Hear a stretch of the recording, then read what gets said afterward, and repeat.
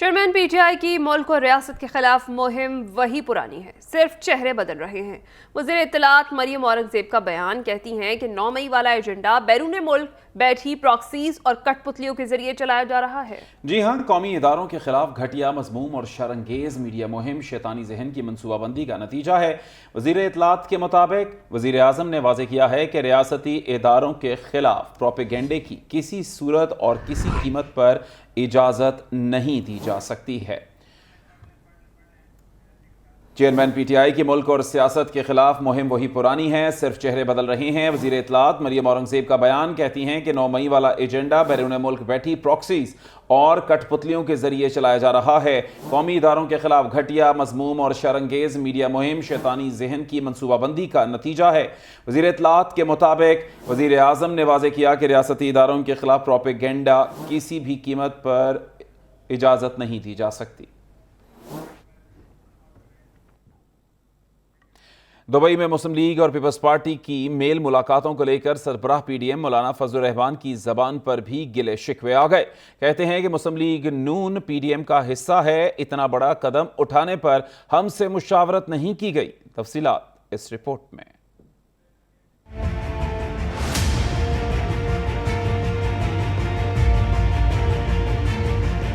سربراہ پی D M کی پشاور میں صحافیوں سے گفتگو۔ دبئی میں نون لیگ اور پیپلز پارٹی قیادت پر شکوے، نون لیگ سے ناراضی کا اظہار کر دیا۔ مولانا فضل الرحمان نے کہا کہ نون لیگ نے پی ڈی ایم اتحاد میں شامل جماعتوں کو دبئی میں ملاقاتوں پر اعتماد میں نہیں لیا۔ دبئی مذاکرات اچانک نہیں بلکہ منصوبہ بندی سے ہوئے، اس لیے سب کو اعتماد میں لیا جانا چاہیے تھا۔ Peoples Party P D M کا حصہ نہیں، اس لیے اس سے دبئی مذاکرات کے بارے میں نہیں پوچھ سکتے۔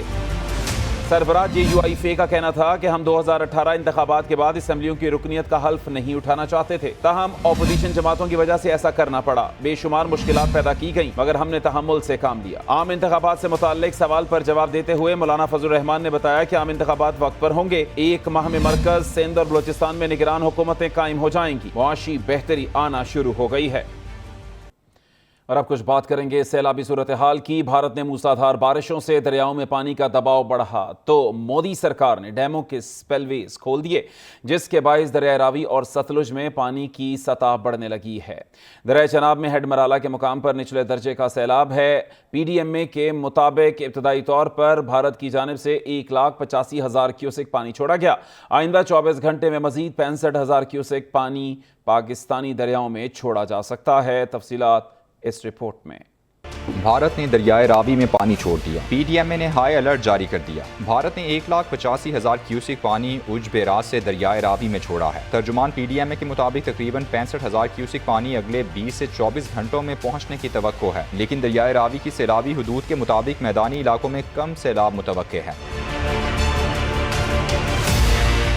ادھر دریائے ستلج میں بھی پانی کی سطح مزید بڑھنے لگی ہے، جس سے متعدد دیہاتوں کا زمینی راستہ منقطع ہونے کا خدشہ ہے۔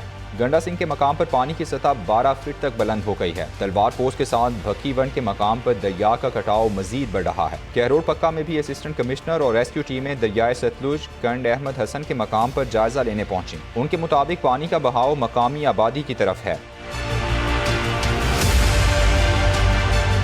دریائے چناب میں ہیڈ مرالہ کے مقام پر نچلے درجے کا سیلاب ریکارڈ کیا گیا۔ بیراج ذرائع کے مطابق یہاں پانی کا بہاؤ 1,03,910 کیوسک ریکارڈ کیا گیا، جبکہ پانی کا اخراج 88,110 کیوسک ہے۔ پانی کی سطح میں بتدریج اضافہ ہو رہا ہے۔ چند روز میں دریائے چناب میں اونچے درجے کے سیلاب کا خدشہ ہے۔ جلال پور بھٹیا میں ضلع انتظامیہ نے دریا کے قریبی علاقوں کو خالی کرنے کے احکامات جاری کر دیے ہیں۔ دریا کے قریب حفاظتی بند کی بھی مرمت نہ کی جا سکی۔ ناظرین، جیسا کہ پی ڈی ایم اے نے الرٹ جاری کیا ہے کہ بھارت نے دریائے راوی میں پانی چھوڑ دیا ہے، ہم آپ کو سمجھاتے ہیں کہ بھارت کی جانب سے دریاؤں میں پانی چھوڑنے سے پاکستان کیسے متاثر ہوتا ہے۔ اس نقشے سے واضح ہے کہ دریائے راوی بھارتی ریاست ہماچل پردیش سے نکلتا ہے، جو کہ مقبوضہ جموں کشمیر اور بھارتی پنجاب سے ہوتا ہوا جسڑ کے مقام پر پاکستان کے سرحدی ضلع نارووال میں داخل ہوتا ہے۔ آپ کو بتائیں کہ اس وقت بھارتی ریاست ہماچل پردیش میں بارشوں کے بعد دریاؤں میں سیلابی صورتحال ہے، جس کے زیر اثر دریائے راوی میں پانی کی سطح बुलंद हो रही है। इसी तरह से दरियाए चनाब भी भारतीय रियासत हिमाचल प्रदेश में वाक़े हिमालय के पहाड़ों से निकलता है और जम्मू के इलाकों से होता हुआ मराला के मकाम पर पाकिस्तानी पंजाब के जिला सियालकोट में दाखिल होता है। अब आपको ये बताएं कि पाकिस्तान में बहने वाले एक और दरिया सतलुज का आगाज चीन से होता है, जो भारतीय रियासत हिमाचल प्रदेश के रास्ते पहले भारतीय पंजाब और फिर गंडा सिंह के मकाम पर पाकिस्तानी पंजाब के जिला कसूर में दाखिल होता है। इसी तरह दरियाए जहलम मकबूजा जम्मू कश्मीर से शुरू होता है और श्रीनगर से होता हुआ मंगला के मकाम पर आज़ाद कश्मीर में दाखिल होता है और फिर जिला जहलम के रास्ते पाकिस्तान की ज़मीनों को सैराब करता है।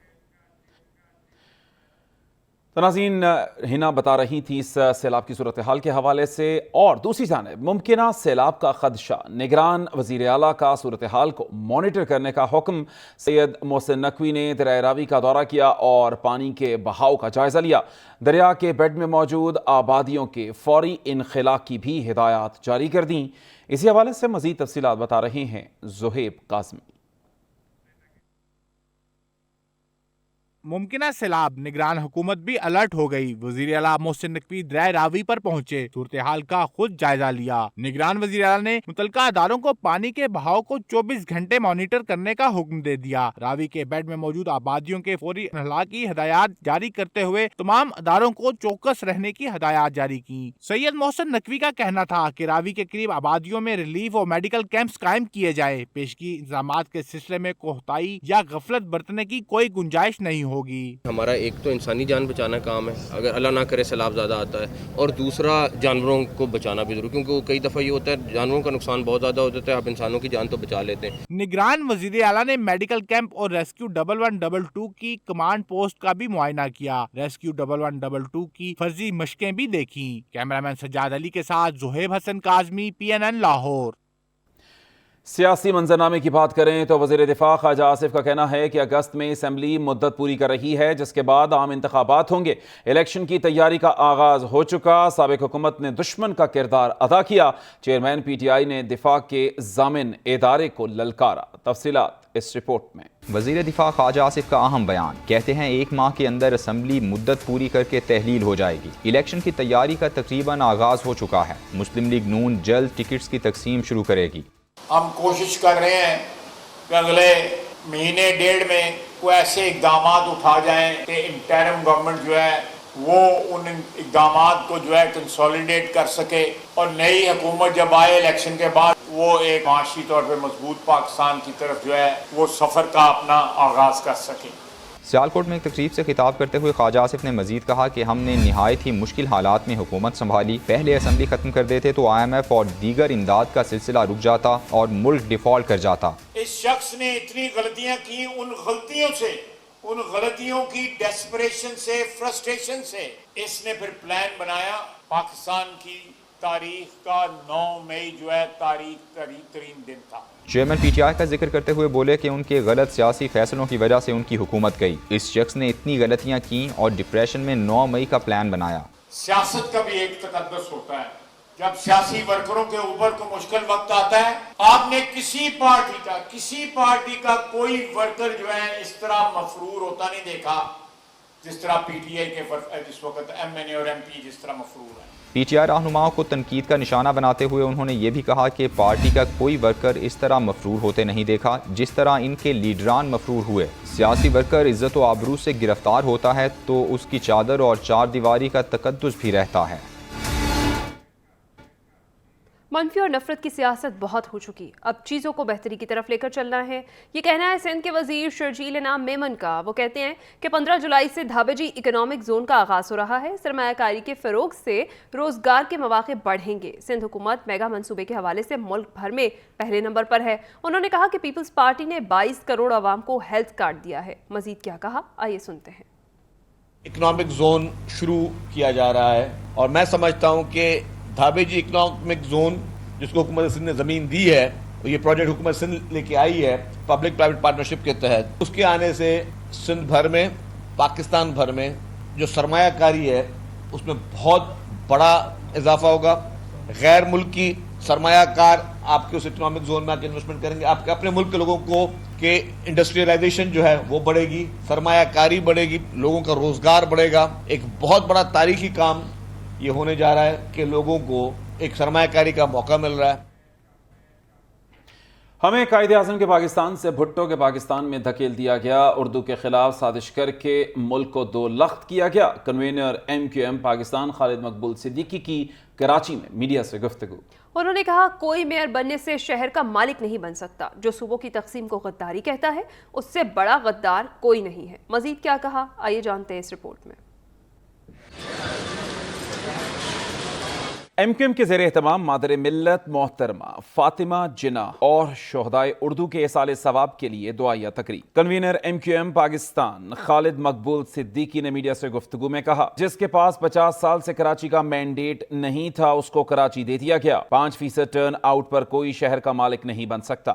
5% کے مینڈیٹ سے تو کوئی شہر کا مالک اور خود مختار ہاں, کیونکہ 15 سال سے اس شہر کے سارے وسائل اور سارے اختیارات کسی بھی وجہ سے ایک جماعت کو دے دیے گئے ہیں جو 50 سال سے جس کے بعد کراچی کا کوئی مینڈیٹ ہی نہیں رہا ہے. خالد مقبول صدیقی کا کہنا تھا کہ اردو دیگر قومیتوں میں رابطے کی زبان ہے. اردو زبان نہ ہوتی تو ہم ایک دوسرے کے لیے اجنبی ہوتے. اردو کو سرکاری زبان بنانے کے لیے عدالتی فیصلے دیے گئے. پاکستانیوں بلکہ پورے ہندوستان, پورے خطے کے درمیان کوئی زبان مکالمے کی زبان ہے, بیٹھنے کی زبان ہے تو وہ اردو زبان ہے. کنوینر MQM نے مزید کہا کہ پاکستان میں جب آمریت کا خطرہ تھا تو مادر ملت نے اپنی قیادت میں پوری قوم کو جمع کیا تھا. فاطمہ جناح کو ہروا کر پاکستان کو ہروایا گیا.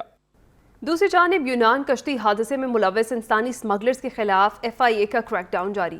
انسانی اسمگلنگ میں ملوث گروہ کا سرغنہ محمد سلیم سنیارا گجرات سے پکڑا گیا ہے. FIA کے مطابق سلیم سنیارے نے کھاریاں, لالا موسیٰ, سرائے عالمگیر کے رہائشیوں سے کروڑوں روپے بٹورے. ملزم نے ترکی, لیبیا میں سیف ہاؤسز بھی بنا رکھے ہیں.